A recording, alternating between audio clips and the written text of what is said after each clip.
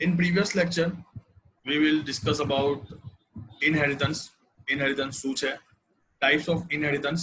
5 ટાઈપના inheritance છે. Single inheritance, multiple inheritance, hierarchical inheritance, multi-level inheritance અને hybrid inheritance. ઓકે, તો એમાંના 3 inheritance ના concept આપણે already જોઈ લીધેલા છે. Single inheritance એનો practical, multiple અને multi-level inheritance અને એનું practical એ આપણે કવર કરી લીધું છે.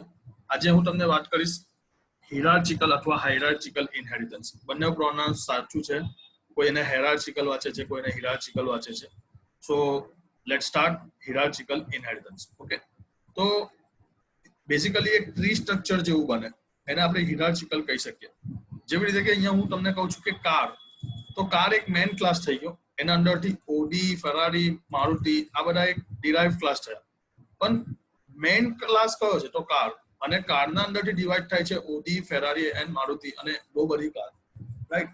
પણ હવે હું આપી દઉં વ્હીકલ, તો વ્હીકલ ક્લાસના અંદર પછી શું આવશે? તો ભાઈ 2 વ્હીલર કે 4 વ્હીલર. પણ 2 વ્હીલરના અંદર પાછી કયું આવશે? તો મોપેડ એટલે કે ગિયર વગરની ગાડી અને ગિયર વાળી ગાડી. ઓકે, હવે બાઇક એટલે બાઇકના અંદર પાછી કઈ આવશે? સ્પોર્ટ બાઇક્સ કે નોર્મલ બાઇક. તો એવી રીતે આખું એક ટ્રી સ્ટ્રક્ચર બને, એને આપણે હિરાર્ચિકલ ઇનહેરિટન્સ કહીએ છીએ. ઇન શોર્ટ, આ એક base class, derive class, base class, derive class એનું એક આખું સ્ટ્રક્ચર બનાવશે, જેને આપણે હિરાર્ચિકલ ઇનહેરિટન્સ કહેવાય. હું તમને પ્રેક્ટિકલી ઇમ્પ્લિમેન્ટ કરીને બતાવું તો તમને વધારે આઈડિયા આવશે કે what is exactly meaning of hierarchical inheritance, right. So let's start. હું તમને એક પ્રોગ્રામ સમજાવું છું. Example of hierarchical inheritance. Okay, so let's start.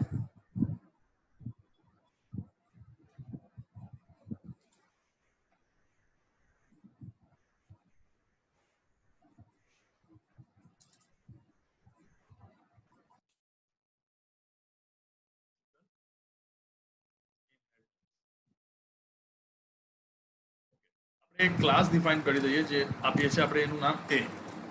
Okay, library file add કરાવવી પડે. યસ, તો એક લાઇબ્રેરી ફાઇલ હું એડ કરાવી દઉં છું. હેઝ ઇન્ક્લુડ iostream.h લખવાની જરૂર નથી. Using name space std, standard name સ્પેસનો આપણે યુઝ કરીએ છીએ એટલા માટે. તો એક ક્લાસ બનાવ્યો એ, જેના અંદર આપણે ડેટા મેમ્બર બનાવીએ. તો ઇન્ટીજર x અને y નામના ડેટા મેમ્બર બનાવી દઈએ. પણ આને હંમેશા પબ્લિક સેક્ટરમાં આપણે રાખીએ છીએ, એટલે એનું સ્પેસિફાયર આપણે કયા સેક્શન મૂકીએ છીએ? પબ્લિક સેક્શનના અંદર. ઓકે, અંદર જ આપણે એક મેથડ બનાવી દઈએ, void get data, જે શું કરશે? તો યુઝર પાસેથી વેલ્યુ લેશે. Okay, C out. યુઝરને કહીશું ભાઈ એન્ટર વેલ્યુ ઓફ એક્સ, અને એવી રીતે પછી આપણે સી ઇન લઈ લઈએ, એક્સ ના અંદર વેલ્યુ લઈ લઈએ, અને એવી જ રીતે આપણે વાય ની વેલ્યુ લેવાની છે, એટલે આપણે enter value of y, right. User પાસેથી 2 વેલ્યુ આપણે આવી રીતે ઇનપુટ કરાવી દીધી. હવે ફાઇનલી આપણો ક્લાસનું ડેફિનેશન અહીંયા ઓવર થાય છે. હવે એક બીજો ક્લાસ બનાવીએ આપણે, ક્લાસ બી, ઇનહેરિટ કરી રહ્યો છે ક્લાસ એ ને. ઓકે,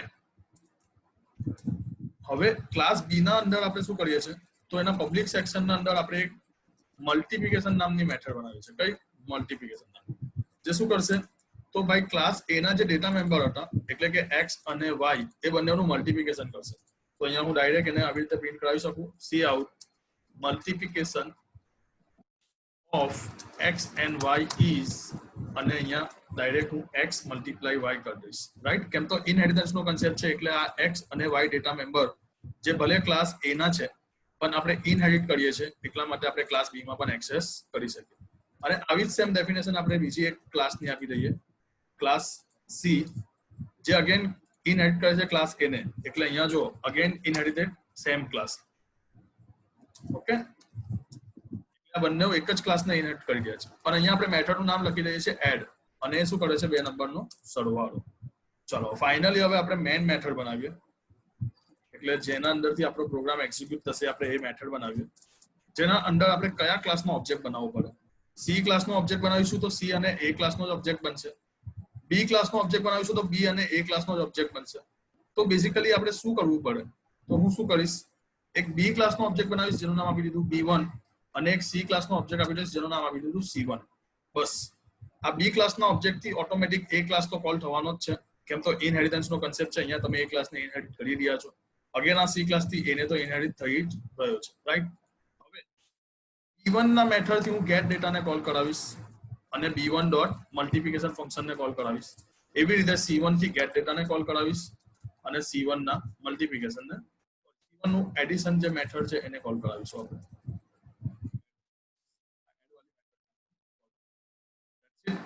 रिटर्न 0 प्रोग्राम ने आपने सेव करिए सपोज हूँ प्रोग्राम ने सेव करूँ छू p15.cpp लखवानी जरूर नहीं प्रोग्राम ने कंपाइल करावे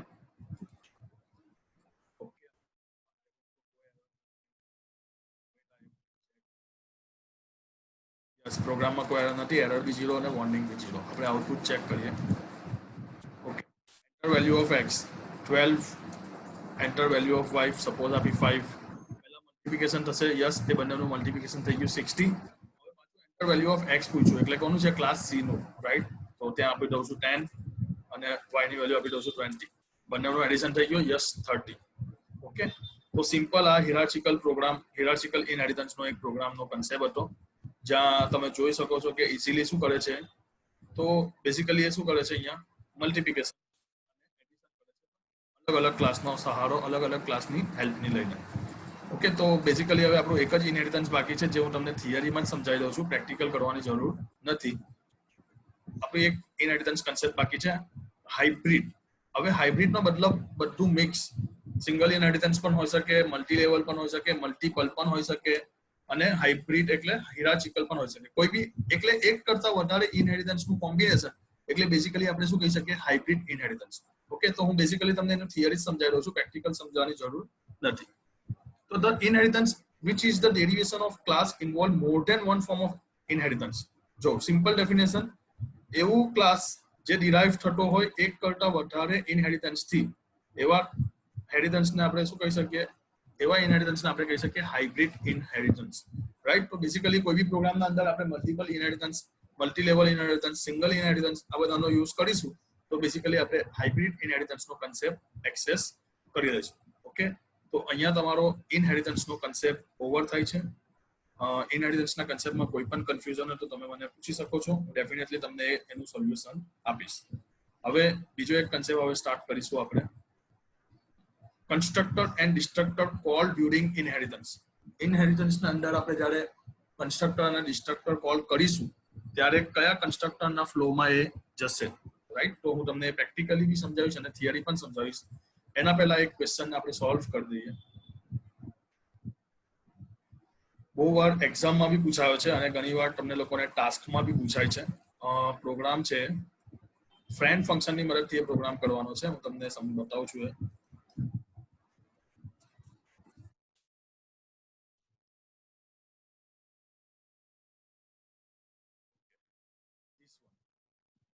પ્રોગ્રામની ડેફિનેશન છે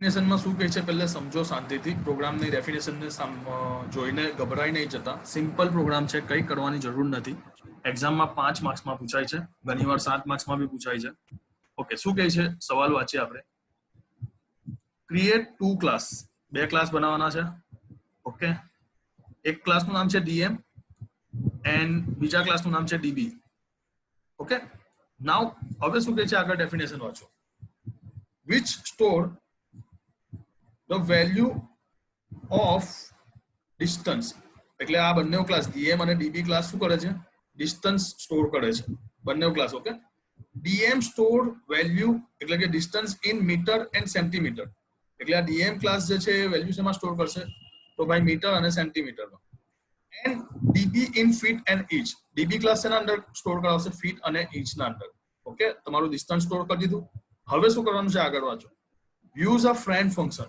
શેનો યુઝ કરવાનો છે ફ્રેન્ડ ફંક્શન નો શું યુઝ છે મેં તમને આગળ સમજાવેલું છે વિડિયો બી અવેલેબલ છે તમે જોઈ શકો છો બે અલગ અલગ ક્લાસના પ્રાઇવેટ મેમ્બરને એક્સેસ કરવા હોય તો આપણે શેનો યુઝ કરી શકીએ ફ્રેન્ડ ફંક્શન એટલે અહીંયા તમને હિન્ટ મળી જવી જોઈએ કે તમે જે ડેટા મેમ્બર બનાવવાના છો ડીએમ ક્લાસ માટે ડિસ્ટન્સ અને મીટર એ પ્રાઇવેટ હોવા જોઈએ અને ડીબી ક્લાસ માટે ફીટ અને ઇંચ એ બી કેવા હોવા જોઈએ પ્રાઇવેટ હોવા જોઈએ હવે આ બંનેનું તમારે શું કરવાનું છે એડિશન કરવાનું છે with the help of friend function okay addition કરીને પછી શું કરવાનું છે તે આગળ વાંચીએ the object that store the result may be dm object or db object. એટલે જે જવાબ આવશે એ ક્યાં તો ડિસ્ટન્સ અને મીટરમાં આવશે, મતલબ મીટર અને સેન્ટીમીટરમાં આવશે, અથવા ફીટ અને ઇંચમાં આવશે. યુઝર પાસેથી ચોઇસ પૂછી લેવાની. જો છેલ્લી લાઈનમાં એવું પૂછ્યું છે, the display should be in the format of feet and inch or meter and centimeter depending on the object of display. હું તમને આનું આઉટપુટ બતાવું છું. પ્રોગ્રામ તમારે જાતે કરવાનો છે. નહીં સમજ પડશે તો હું તમને હેલ્પ કરીશ, પણ હું તમને પ્રોગ્રામનો આઉટપુટ બતાવું છું એટલે તમને વધારે આઈડિયા આવે. પ્રોગ્રામ મેં ક્યાં સેવ કર્યો છે? આ પ્રોગ્રામ મેં એક્ઝિક્યુટ કરીને રાખેલો જ છે. તમને ખાલી જસ્ટ આઉટપુટ બતાવી દો. હા, આવ્યો ડીએમ અને ડીબી વાળો. યસ, તો હું આને તમને રન કરાવીને બતાવી દઉં.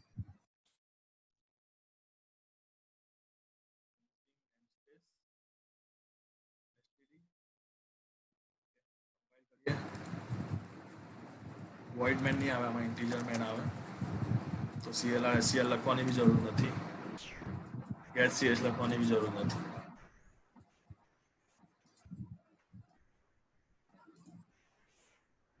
ઓકે, જો મને પૂછ્યું enter the distance in metre and centimetre, એટલે આ કયા ક્લાસનું હશે? તો આ પહેલા ક્લાસનું હશે.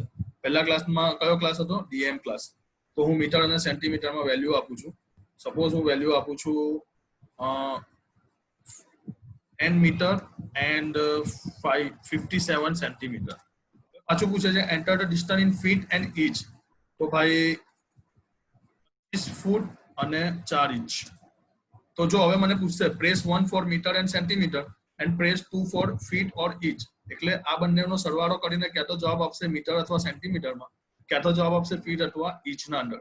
એઝ આઈ વોન્ટ, મારે જેમાં જોઈતું હોય. તો સપોઝ મારે જોઈએ છે ફીટના અંદર, તો શું કરી નાખશે? આ સેન્ટીમીટરને શેમાં કન્વર્ટ કરી નાખશે? ફીટમાં, અને પછી સરવાળો કરી નાખશે. તો જો 60 ફૂટ અને 0 ઇંચ એનો જવાબ આવે. ઓકે, સિમ્પલ પ્રોગ્રામ છે. તમે એકવાર જાતે ટ્રાય કરજો, ડેફિનેટલી તમને આવડશે.